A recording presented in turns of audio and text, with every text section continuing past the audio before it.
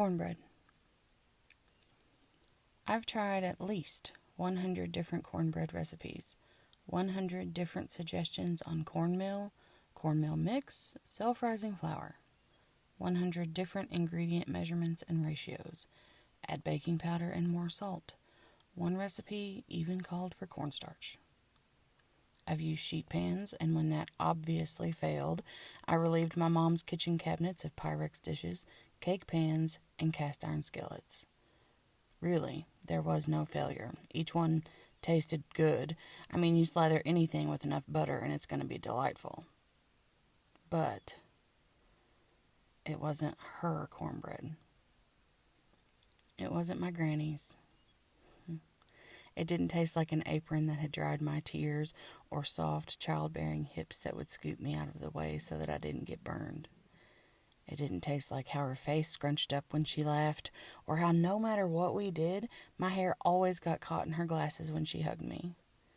It didn't taste like sitting at her dinner table and sneaking a bite while the love of her life said grace. My cornbread didn't taste like home. After a year-long pursuit of perfect cornbread, I can proudly say I found it. 2 cups buttermilk cornmeal mix, 2 large eggs, 2 tablespoons melted bacon grease, 1 3/4 cup buttermilk.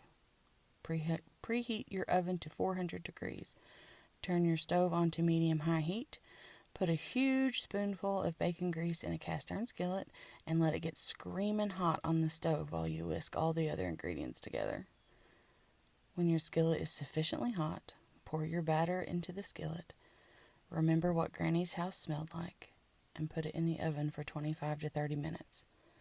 Whisper memories of Granny's kitchen into the warm air of your own so that they seep into the wooden spoons and measuring cups and mixing bowls.